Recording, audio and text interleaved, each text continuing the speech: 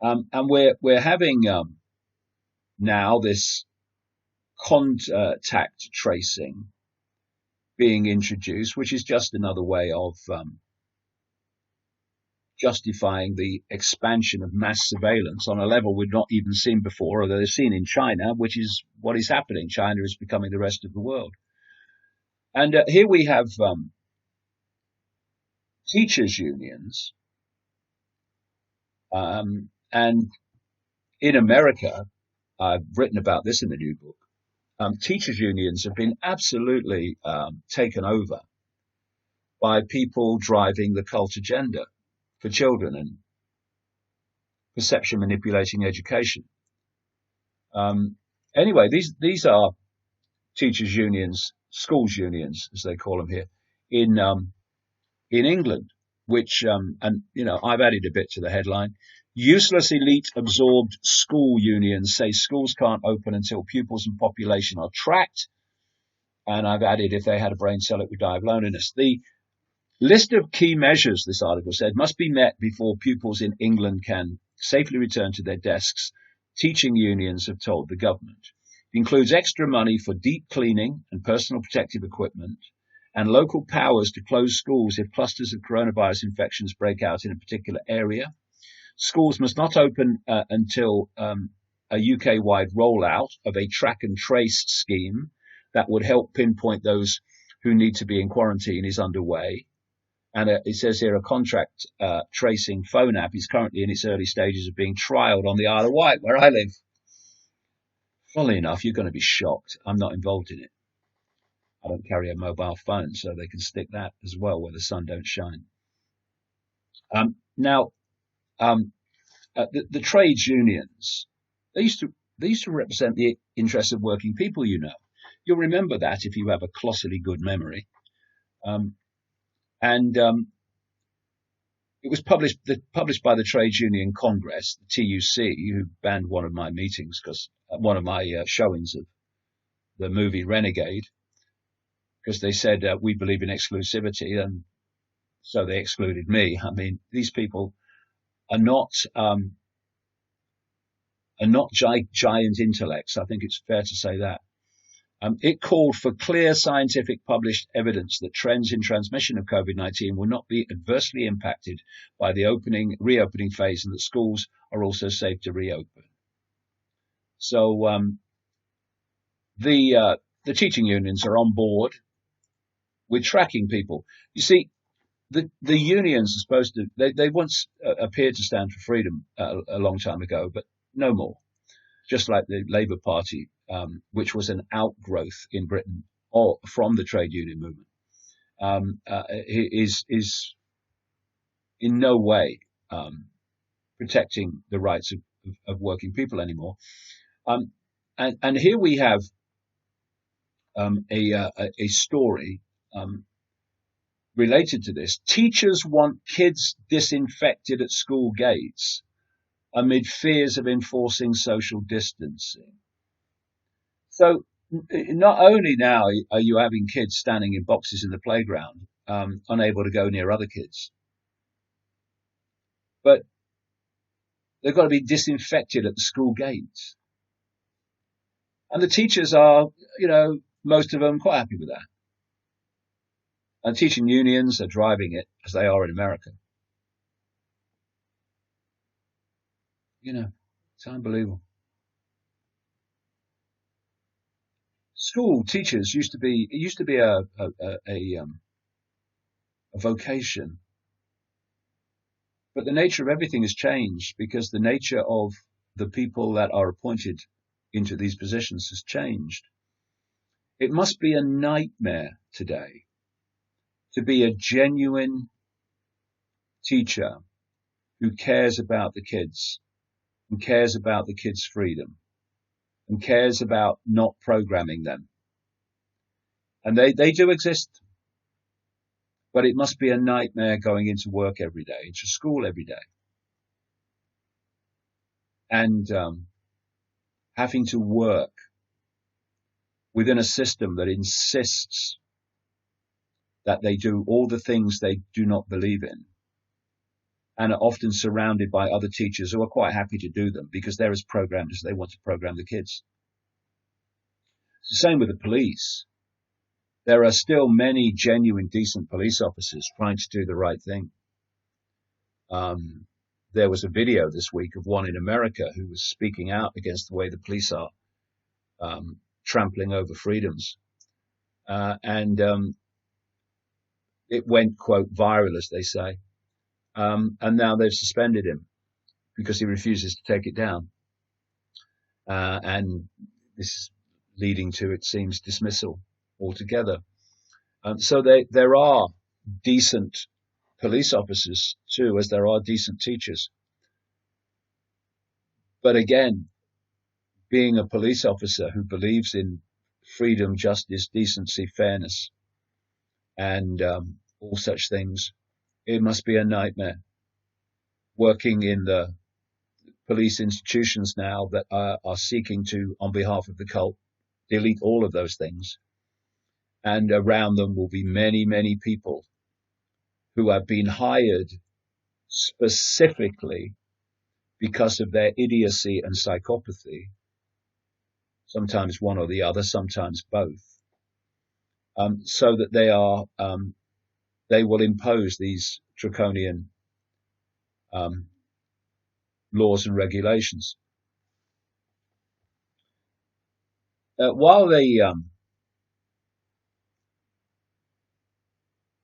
While all this has been going on, all this economic mayhem, the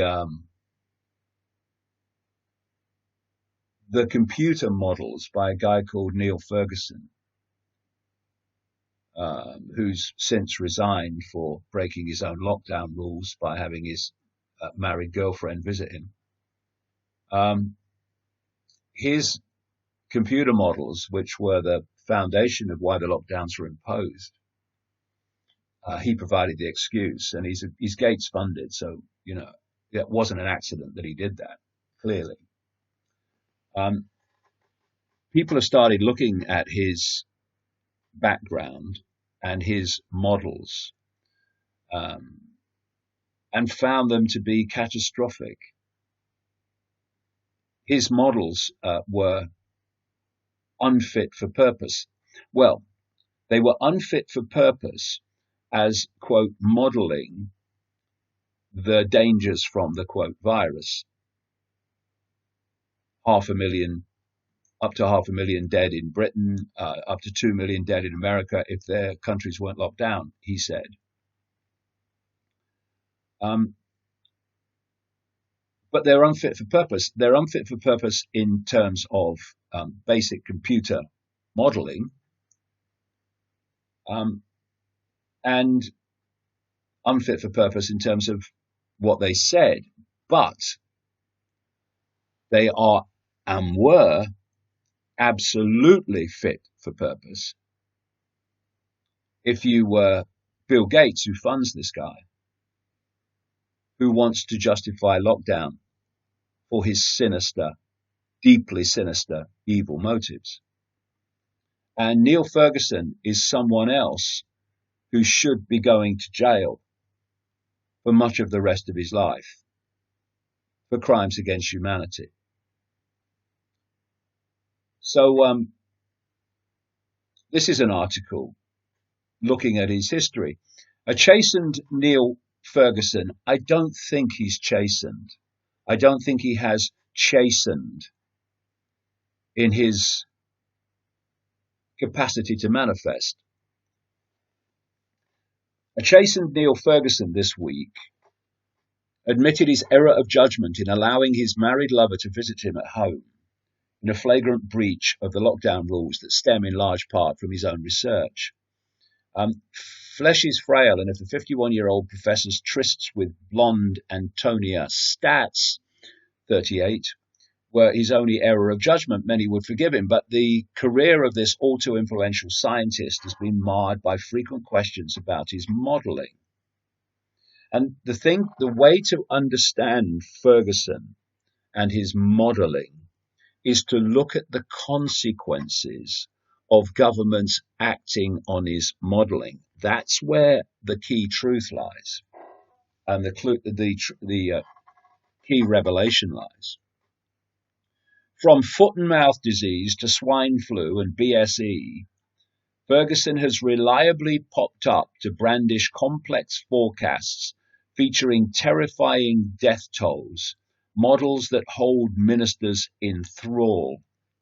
Now his critics argue that his predictions around coronavirus, which were crucial in persuading the government to impose the lockdown that is crippling our economy and causing untold social damage, could prove to be his most controversial yet.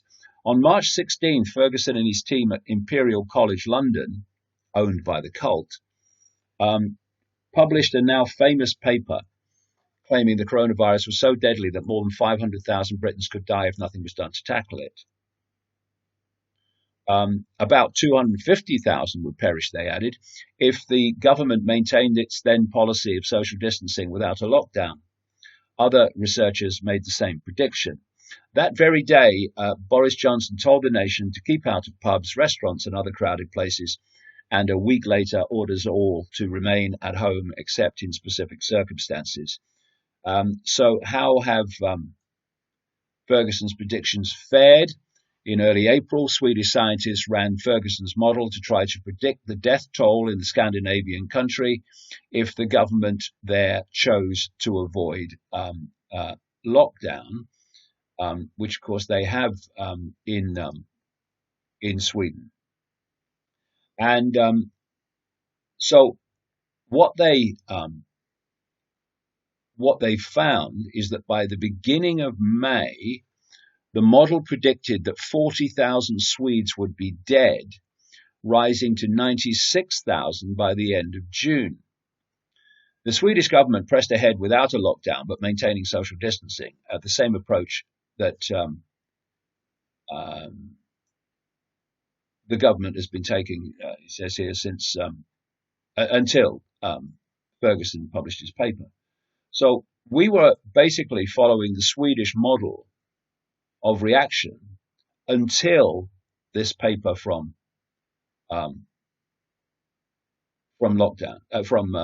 Ferguson.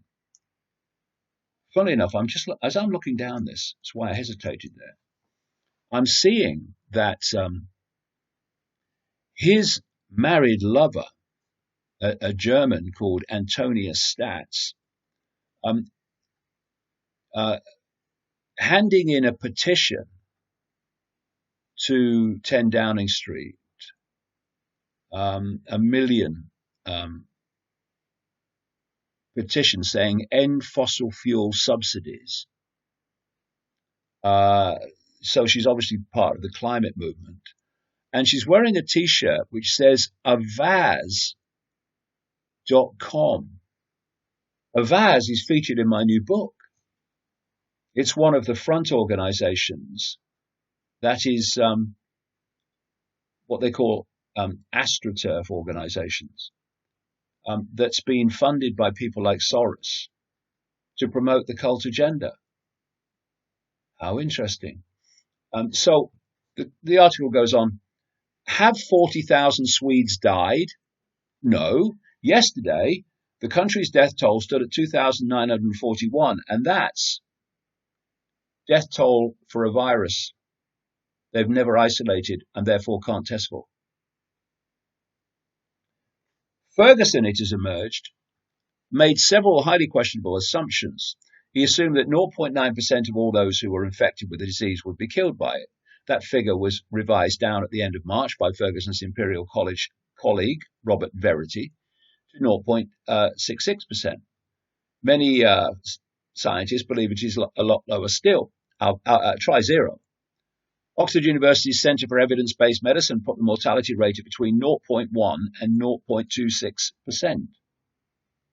Ferguson also assumed that 2/3 of infected people would experience symptoms and therefore realized they should self-isolate.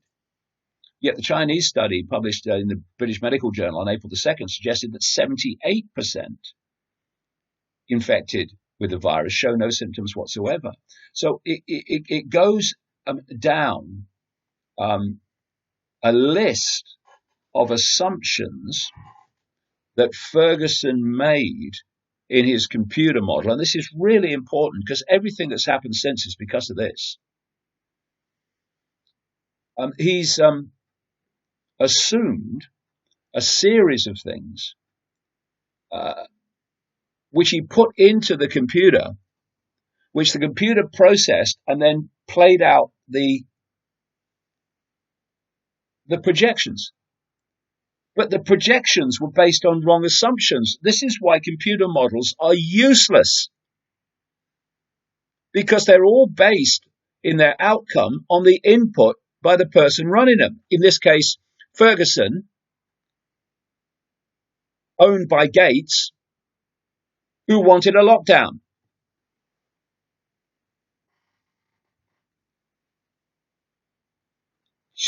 Dear. I was going to say you couldn't make it up, but they have. Um,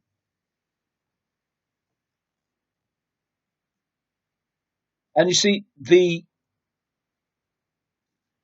official story, the official narrative coming out of the Gates-owned World Health Organization is so full of holes and so destroyable.